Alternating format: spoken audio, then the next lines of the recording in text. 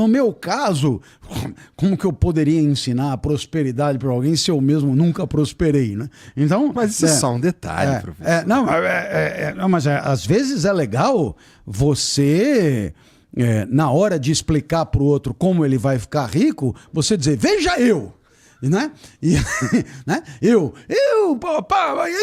fiz isso, olha aí agora, eu agora, né? Tô rico pra caralho, coisa e tal. Porra, eu precisaria estar muito chapado pra uma dessa, porque nunca cheguei lá. Então, eu posso servir como contra-exemplo. Olha, eu fiz assim, não deu certo. Então, sobraram 6 alternativas, porque eu tinha 7. A minha não é a boa. E aí, isso permite ao indivíduo reflexão, maturidade, até, viu? Qual é a ideia? A ideia também é tirar dos ombros a responsabilidade de acertar sempre. Porque isso de acertar sempre, pode acreditar, nisso alguma falácia sempre, sabe? É só você chegar perto das pessoas de altíssimo sucesso para você ver como o buraco é mais embaixo. Sabe? Muita coisa também não deu certo, muitas decisões foram equivocadas e tal. Então, muitas vezes as pessoas também reconstroem a trajetória de vida de uma maneira assim, cinematográfica, como se tudo fosse um encadeamento de ocorrências maravilhosas e tal, e às vezes não foi bem assim que a banda tocou. Então, eu acho que se você tira dos ombros essa responsabilidade, o que vai acontecer é que você vai viver a vida mais ou menos como todo mundo vive, com encontros tristes, que são a maioria, e alguns alegres, que são tão legais que acabam ajudando você a insistir mais um pouco, entendeu? Mesmo se dando conta que existe uma assimetria entre o bem e o mal, uma assimetria entre a alegria e a tristeza. Entende o que eu quero dizer? Um orgasmo, quanto tempo dura? Pouquinho tempo, cara. 6 segundos. Menos do que devia. Já durou 8 quando eu tinha 19 anos. Agora, a enxaqueca dura 6 horas. Alguém me pergunta, por que o orgasmo dura 6 segundos e a enxaqueca 6 horas? Não tenho a menor ideia. A única coisa que eu sei é que se o prazer do corpo dura 6 segundos e a dor do corpo dura 6 horas, é melhor você apostar em outra coisa. Não é não? Total. Porque não fecha a conta? Tem que ir pro prazer da mente. Né? Dostoiévski, 6 meses de entretenimento. Se você for aprofundar, 6 anos de entretenimento. Entendeu? Claro, mas eu ainda sou mais o orgasmo. Então, você tá meio cru ainda, né? Mas assim... Não dá pra combinar os dois, professor? Dá. Será?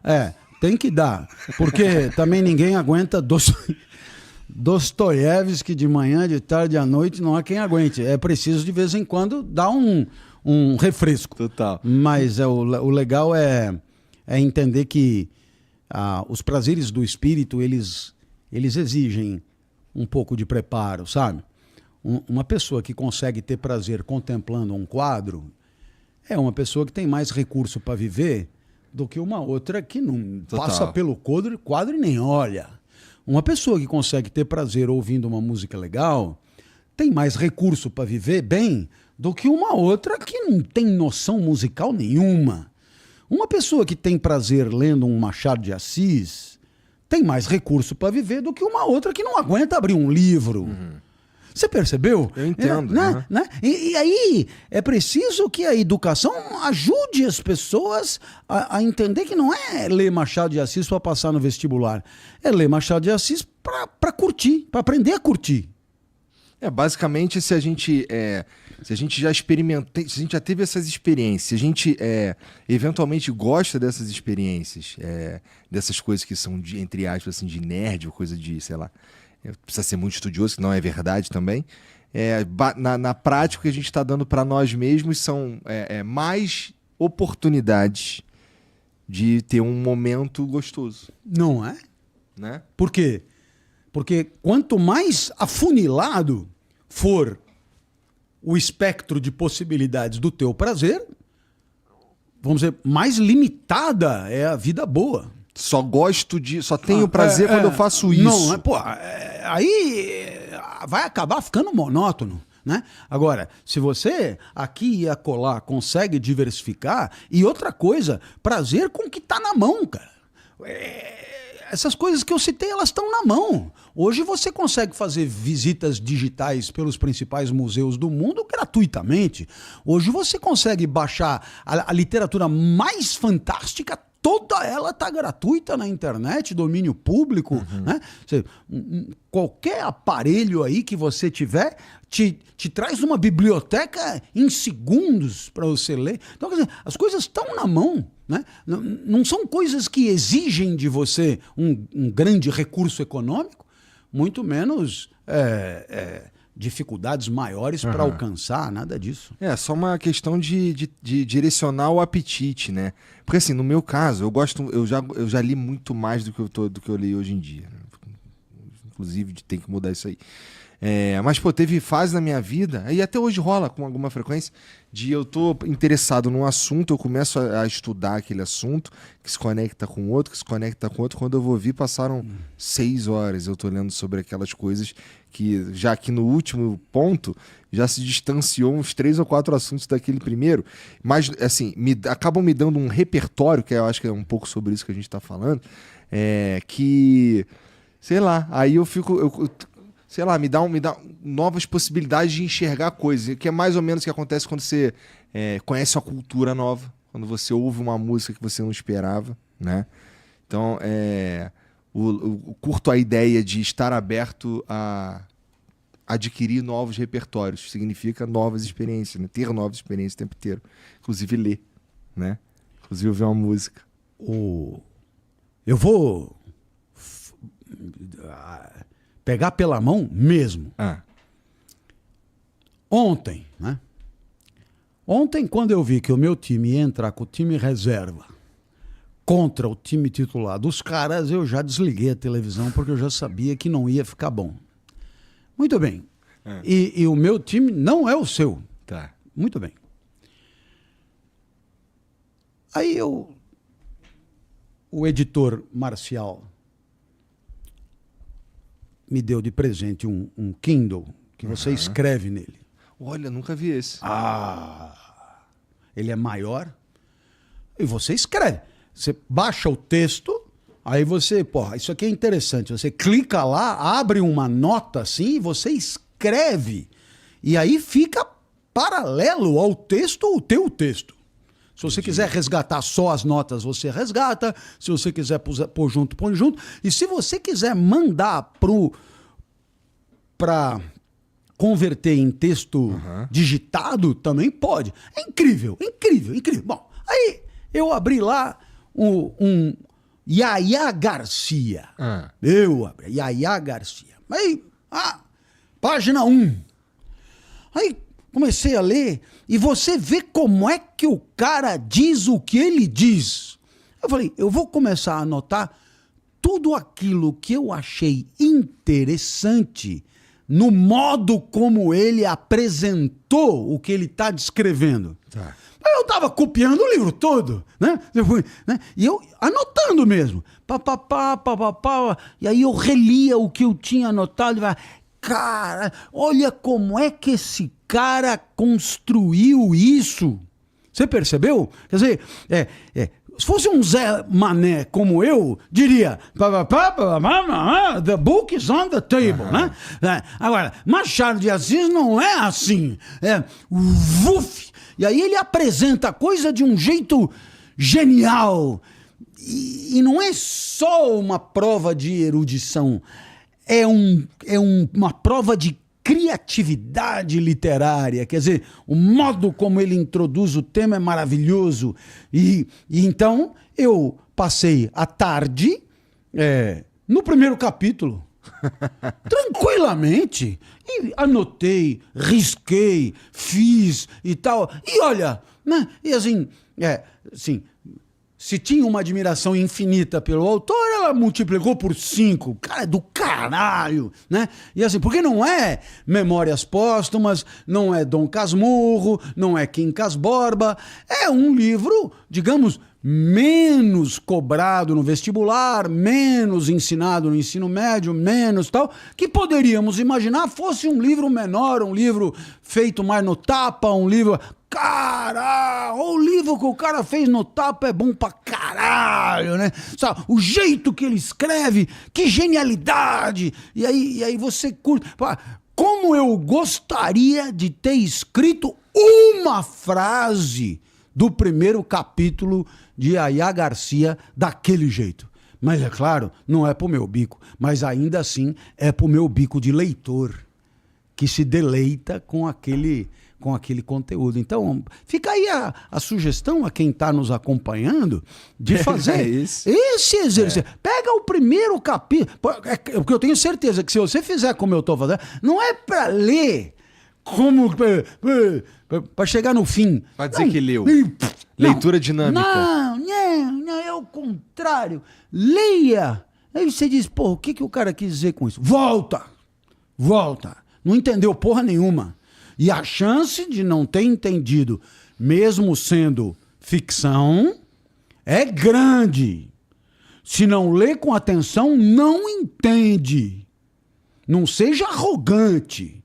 Então, lê o puta, olha como é que o cara disse isso, né? E se tiver alguma palavra que você não sabe o significado, nenhum problema. Você tem um negócio chamado dicionário que te permite ver o significado daquilo e você vai degustando o modo como o cara vai aprender. Se você fizer isso, você vai acabar querendo ler o segundo capítulo, né? E aí, se você lê o segundo capítulo, você já foi fisgado pelo autor e você vai até o final de uma obra simplesmente maravilhosa. E isso não... E o vestibular? Já foi, você já passou no vestibular. Você está lendo pela leitura, lendo por você, lendo pelo seu deleite, lendo... Professor, eu não consigo ter prazer lendo esse negócio. Então, veja, cobre isso dos nossos educadores, porque essa era uma tarefa deles, né? Eu mesmo perguntei muitas vezes para professores de literatura por que eu tinha que ler aquele livro e o cara me respondia porque vai cair no vestibular. Ele perdeu a oportunidade de dizer, eu estou recomendando esse livro porque quando eu li, eu delirei na leitura. A leitura é do caralho. Vamos ler junto a primeira página? Olha. E o cara, ele pelo exemplo dele, ele me contagiaria. Não tive. Provavelmente você também não teve. E aí, eu queria exortar os nossos professores. É preciso despertar o prazer do conhecimento, o prazer do estudo, o prazer... né? Você vai dizer, professor, o senhor fala isso porque o senhor não conhece os alunos de hoje e tal. É possível. Mas será que, né, não é uma coisa de morder o próprio rabo? Quer dizer, o aluno é muito chato e aborrecedor porque ele não vê graça nenhuma naquilo e ele não vê graça nenhuma naquilo porque ele é chato e aborrecedor. Você não sabe muito bem onde que a coisa começou, né? Então, nós ainda temos a responsabilidade civilizatória de definir o que a sociedade acha que o cara tem que saber. E se nós achamos que o cara tem que saber a literatura dos nossos grandes escritores, pois que ele goste disso. Já que ele tem que saber, que ele goste disso. E para isso é preciso que o professor, ele também goste disso. É preciso que ele contagie pelo seu deleite, pelo seu olho arregalado, pela sua vibração, e não por um protocolo arrastado. Isso aí vai cair no vestibular, entendeu? Não tem jeito, vai ter que ler. Pois é, infelizmente assim, eu também tive bastante... o contato com a leitura na escola em geral foi assim, mas eu também tive... Eu consigo lembrar de alguns que com carinho, que eu li porque os professores me mostraram que era legal. Eu lembro de um livro chamado Bruxonilda Vai à Festa. Tá ligado? Que era um livro da Bruxonilda. Sei. Tinha um outro que era, como é que era? Sandálias Brancas, não lembro muito bem, do Pedro, acho que é do Pedro Bandeira. Que também li e, putz... Mas eu concordo contigo que, infelizmente, não é uma parada... Mas, cara, eu também tendo a pensar que a gente precisa um pouquinho mais de esforço mesmo para mostrar pra essa galera, pra minha filha, por exemplo, que, cara, ler não é necessariamente um tempo que você não tá no TikTok. Isso aqui dá pra ter o prazer nisso aqui, que é basicamente o que você tá falando até agora. Mas esses caras estão tão acostumados com a vida rápida, assim, que tá complicado, cara, uma molecada, né? E eu acho que faz parte do meu trabalho mostrar pra minha filha que o mundo tem outros pontos de vista que não necessariamente o que ela tá vendo agora, né? Porque, puta, eu acho que um dos medos que eu tenho é uma filha altamente mimada e que totalmente não consegue perceber que está inserida numa realidade que não é a única, sabe? Aquilo que a gente estava falando antes aqui de... Sabe, as vidas das pessoas não necessariamente... Podem terem chegado no mesmo ponto, mas não necessariamente foram a mesma jornada. Portanto... dizer para uma pessoa que ela deve agir do jeito ABC, que foi o que deu certo comigo e é assim que ela deve agir, talvez seja pior, faz parte das piores autoajudas possíveis, né? Eu sempre brinco que a expressão autoajuda, ela é infeliz, porque né, é autoajuda pro escritor do livro, né? Total. Essa autoajuda, ele realmente enriquece. Agora, o que tem que acontecer não é autoajuda. O que tem que acontecer é formação do espírito crítico e lúcido. Perfeitamente. Isso é o que tem que acontecer. Para que a pessoa possa, ela, autonomamente, com os recursos que tem, sabe?